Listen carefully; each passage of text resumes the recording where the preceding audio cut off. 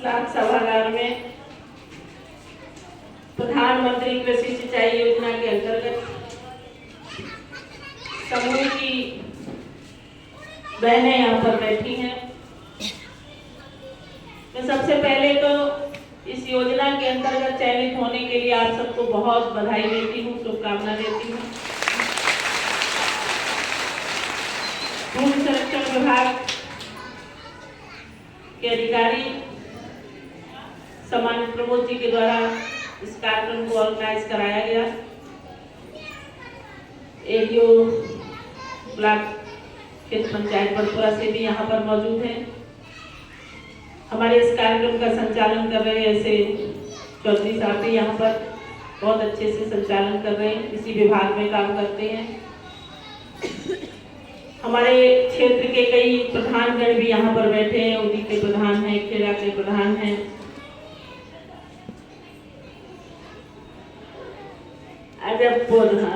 पंचायत का नाम ध्यान नहीं आ रहा था, प्रधान बस रेहट ब्लॉक से भी कई प्रधान नावली प्रधान महात्वा ऐसे कई लोग यहाँ पर मेरे साथ भी आए हैं। तोमर साहब, विनीत पांडे जी,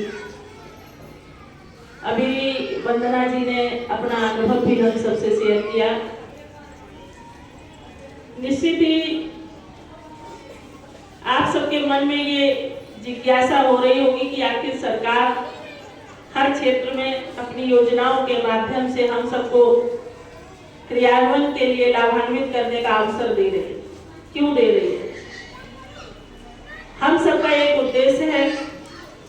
देश के प्रधानमंत्री को आप सबने सुना होगा, कल भी उनका उद्बोधन हुआ था और बार बार लगातार कार्यक्रमों के माध्यम से देश की बहनों को संबोधित करने का काम हमारे देश के प्रधानमंत्री करते हैं। और देश के प्रधानमंत्री मोदी की गारंटी के सहित इस बात के लिए भी हम सबको आश्वस्त करने का काम करते हैं कि हम 2047 तक भारत को दुनिया के देशों में क्रमांक नंबर 1 पर ले जाएंगे। अब भारत दुनिया के देशों का नेतृत्व करने के लायक बनेगा, ये अकेले प्रधानमंत्री जी या मुख्यमंत्री जी के बस की बात नहीं है। हम सबको विभिन्न योजनाओं के माध्यम से, विभिन्न कार्यक्रमों के माध्यम से, परिश्रम के माध्यम से अपने आप को इतना सक्षम और समर्थ बनाना होगा कि जब हम आगे बढ़ेंगे, हम पढ़ेंगे, तभी हमारा देश आगे बढ़ेगा। अभी हाल ही में 22 तारीख को अयोध्या में भव्य राम मंदिर की प्राण प्रतिष्ठा हुई। देश के प्रधानमंत्री ने मर्यादा पुरुषोत्तम भगवान राम को अयोध्या के अंदर प्राण प्रतिष्ठित कराया। हम सबके लिए एक ये गौरव का विषय है कि इस सरकार में काम करने का हम सबको अवसर मिल रहा है और ऐसे अच्छे अवसर के हम सब लोग साक्षी बन रहे हैं। हम लोग इसके लिए अपने आप को सौभाग्यशाली समझते हैं कि जब हमारा देश परम वैभव पर जाने के लिए तैयार है, देश में आदरणीय मोदी जी जैसा नेतृत्व हमें मिला है, उत्तर प्रदेश में आदरणीय योगी जी जैसा नेतृत्व हमें मिला है और उस अवसर पर हमें काम करने का अवसर मिला है। ये हम सब के लिए बहुत ही सौभाग्य का अवसर है। अपने अपने स्तर पर सभी काम कर रहे हैं। मैं बोल रही हूँ तो मैं एक जनप्रतिनिधि के नाते आपका सहयोग कर रही हूँ। हमारे अधिकारीगण अपनी योजनाओं को क्रियान्वित कराने के लिए आप सबके बीच में लगातार सतत प्रयास कर रहे हैं, परिश्रम कर रहे हैं। और मेरे सामने में मेरी समूह की सुंदर सी बहनें बैठी हैं, ये भी अपने प्रयासों से अपने घर को, परिवार को, अपने तमाम समूह की कार्यकर्ताओं के घरों को और अपने आप को बहुत ही समय के अनुसार मजबूत करते हुए अपने घर परिवार का काम भी निपटाते हुए और परिवार की आर्थिक स्थिति में भी मदद करने के लिए सक्षम है। वंदना जी का आत्मबल अभी आप सबने देखा कि कितना बढ़ा हुआ है और अगर आप सबको बुलवाया जाए तो मुझे पूरा विश्वास है कि आपका आत्मबल भी वंदना जी की तरह ही बढ़ा हुआ होगा। ये जो आत्मबल हमारा बढ़ा है, ये जो मन में काम करने की जिज्ञासा, पैरों में उत्साह, आत्मबल से भरे हुए आज हम लोगों के सामने अपने आप को, अपनी प्रस्तुति को रखते हैं, तो निश्चित ही हमारा मन बहुत ही प्रसन्नता के साथ अभिभूत होता है कि हमें अच्छे अवसर पर सम्मान के साथ परिवार का सहयोग करते हुए और अपने आत्मनिर्भरता के लिए, अपने स्वाभिमान और सम्मान के लिए कुछ काम करने का भी अवसर मिला और अपने परिवार के लोगों का सहयोग करने का भी अवसर मिला। हमारी बहनें कल एक कार्यक्रम में हम लोग थे, स्वयं सहायता समूह के। हमारी एक बहन कह रही थी कि हमारे बेटे की पढ़ाई में 5 लाख रुपए खर्च होने थे और मेरे पास कोई व्यवस्था नहीं थी, फीस भरनी थी। तो उस बहन ने स्वयं सहायता समूह से और भी 1-2 समूह की बहनों से सहयोग लेकर और कुछ पैसे इकट्ठे किए और अपने बेटे की फीस भरने का काम किया। ये जो पैसा आपको मिल रहा है, मुझे लगता है कि ये बहुत ही मिनिमम ब्याज भी इसका देना पड़ता है क्या? 1% आपस में ही आप लोग उसका लेन देन कर सकते हैं। मुझे लगता है ऐसे ही उस बहन ने आपस में लेन देन कर लिया होगा 1% ब्याज पर। और आपको काम करने के लिए मैं देखती हूँ जब स्वयं सहायता समूह के मेले या वो उनकी दुकानों की प्रदर्शनी लगती है तो बहुत ही विश्वास नहीं होता कि हमारी बहनों ने ये प्रोडक्ट बनाई है। बहुत अच्छी कारीगरी, बहुत अच्छा काम, बहुत साफ सफाई से किया हुआ काम हमारी बहनों के द्वारा जब उस प्रदर्शनी में लगाया जाता है तो मन बहुत प्रसन्नता से अभिभूत होता है। मैं जिलाधिकारी से मैंने इस बात पे भी डिस्कशन किया और इस बार सदन में भी मैंने इस विषय को रखा था। आप सबने, कई लोगों ने हमारा सदन का उद्बोधन सुना होगा जो राज्यपाल महोदया के अभिभाषण के अनुमोदन के अवसर पर मुझे बोलने के लिए मौका मिला। मैंने कहा था कि मैं चाहती हूँ कि प्रदेश में समूह की बहनों को हम लोग मार्केट उपलब्ध कराएं। जो उत्पादन को बनाती है उन उत्पादनों को अगर हम बाजारों में, अगर हम मार्केट में छोटी छोटी दुकानों पर उनके उत्पादन को बिक्री करने की व्यवस्था बनाएं या वहां पर भेजने की व्यवस्था बनाएं अपने मोनोग्राम के साथ, तो हमारी बहनों को और उत्साह के साथ काम करने का अवसर मिलेगा जब उनको हम लोग मार्केट देने का काम करेंगे। तो हमारा प्रयास है कि हमारे जनपद में हमारी बहनें जो उत्पादन करती हैं, जो बड़ी बनाती हैं, अचार बनाती हैं, झोले बनाती हैं, पंखे बनाती हैं, अगरबत्ती, मोमबत्ती, ऐसा सब कुछ आप लोग बनाती हैं, तो उसको अगर कहीं छोटी सी दुकानों पर गांव में आपको मार्केट मिलेगा तो निश्चित ही जब आपका प्रोडक्ट आपके साथ से सेल होगा तो आपको उत्साह और भी बढ़ेगा। ये प्रयास मैं लगातार कर रही हूँ। इसके लिए कमेटी भी जिलाधिकारी से मैंने कहा है कि एक कमेटी बनाई जाए और उसमें कुछ व्यापारियों को, 100-200 व्यापारियों को जगह जगह पर जोड़ कर और बहनों को बाजार उपलब्ध कराने की व्यवस्था कराई जाए। मैं देश के प्रधानमंत्री को भी आप सबके माध्यम से बहुत धन्यवाद देना चाहती हूँ। देश के प्रधानमंत्री जी ने कहा है कि हम अभी 3 करोड़ लखपति दीदियां बनाएंगे। कहा है ना मोदी जी ने कि हम 3 करोड़ ऐसी बहनें बनाएंगे जिनका साल में 1 लाख की जिनकी आमदनी हो। और हमारे इटावा में 2500 लखपति दीदियां बन चुकी हैं। 4500 का लक्ष्य है। तो ऐसे धीरे धीरे से योजनाओं के माध्यम से अपनी बहनों के उत्साह को बढ़ाना, उनकी आर्थिक स्थिति को मजबूत करना, उनका कॉन्फिडेंस लेवल इतना मजबूत हो कि वो कहीं पर अकेली आ जा सकती हैं, अपना काम कर सकती हैं, इस बात की भी व्यवस्था करना। तो हर क्षेत्र में हमारी सरकार आपकी सहूलियत के लिए, आपकी सुविधा के लिए, आपकी आर्थिक उन्नति के लिए लगातार काम करने का प्रयास कर रही है। पर मैं आप सबसे यही आग्रह करती हूँ, जैसा मैंने पहले कहा कि मोदी जी का सपना है कि 2047 में भारत दुनिया के देशों का नेतृत्व करे। हम सब लोग इस बात को स्वीकार करते हैं कि सरकार के माध्यम से देश हमें बहुत कुछ देता है और मैं इन लाइनों को लगातार हर कार्यक्रम में कहने का काम करती हूँ कि देश हमें देता है सब कुछ, हम भी तो कुछ देना सीखें। अब देश कोई मानचित्र पर अंकित कोई भूमि का टुकड़ा नहीं है।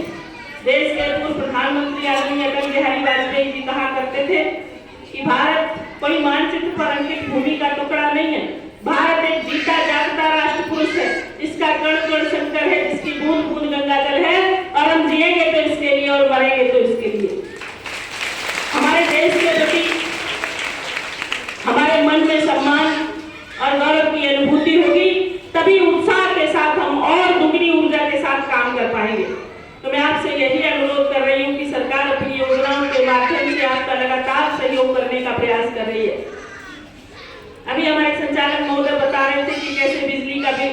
करना। अभी वंदना जी भी बता रही थी कि किन किन क्षेत्रों में आपके सहयोग से काम और प्रगति पर हो रहा है।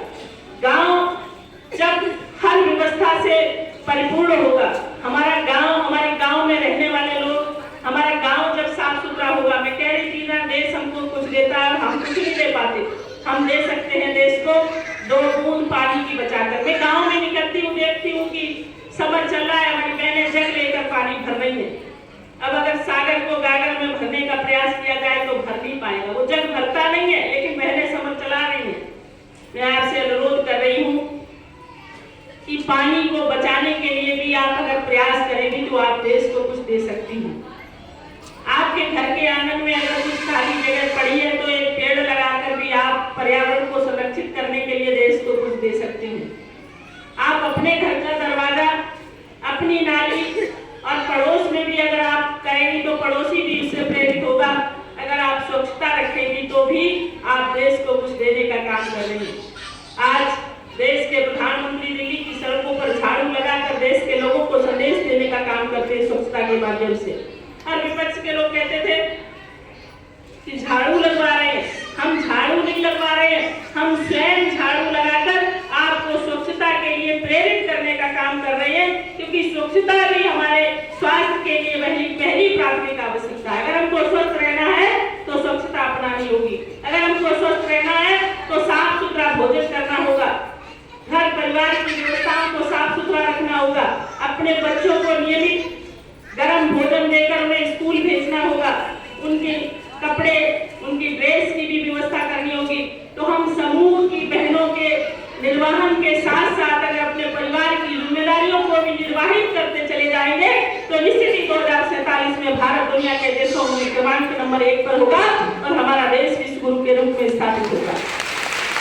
ये हम सबके लिए गौरव की अनुभूति है कि एक देश में ऐसा प्रधानमंत्री जो हमारे हैं आदरणीय मोदी जी, जो कहते हैं कि मेरी गारंटी की गारंटी है, मैं देश को दुनिया के देशों में सक्षम विकासशील देशों के स्तर पर खड़े करने का प्रयास कर रहा हूँ। ये हम सबके लिए गौरव का विषय है। जब हमारा देश आगे बढ़ेगा तो हमारी व्यवस्थाएं भी ठीक होंगी, हमारी सारी व्यवस्थाएं व्यवस्थित होंगी।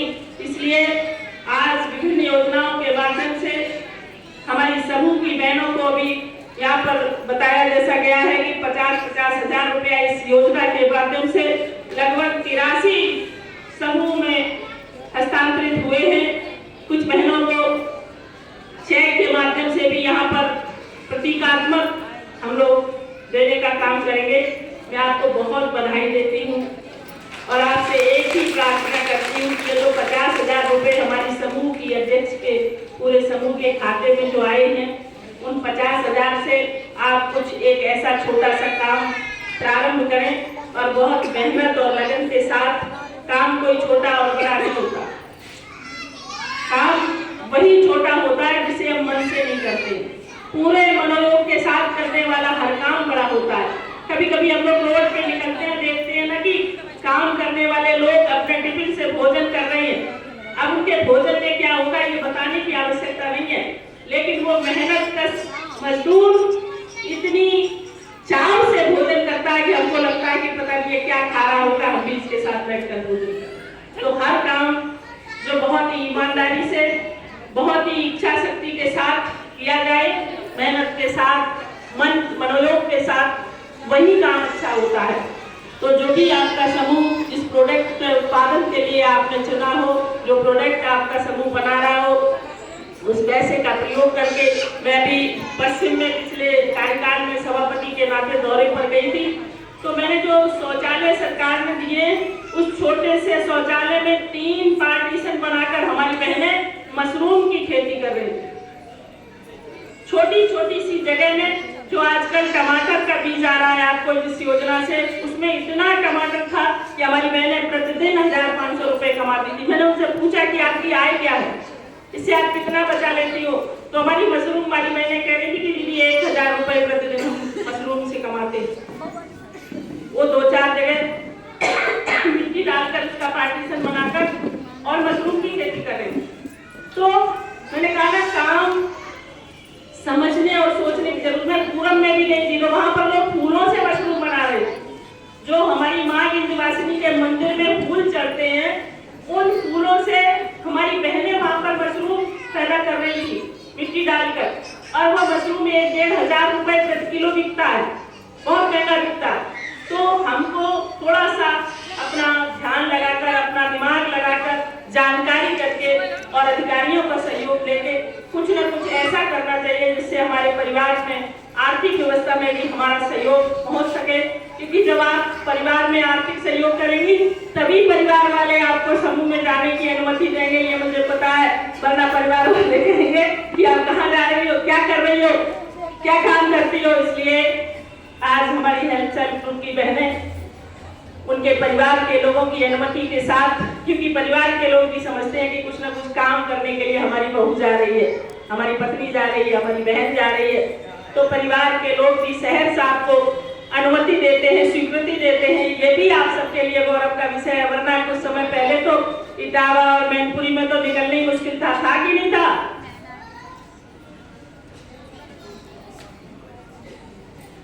तो जो हमारे परिवार के लोग हम पर विश्वास दिखाते हैं, जो हमारे परिवार के लोग हमें समय लेते हैं, उनके प्रति भी बहुत जिम्मेदारी का निर्वहन करते हुए हम सरकार की योजनाओं के अनुरूप समूह को चलाने का काम करेंगे। तो निश्चित ही हमारा आत्मबल भी बढ़ेगा और हमारे परिवार की आर्थिक व्यवस्था भी मजबूत होगी। मैं आप सबको फिर से एक बार बहुत शुभकामनाएं देती हूँ।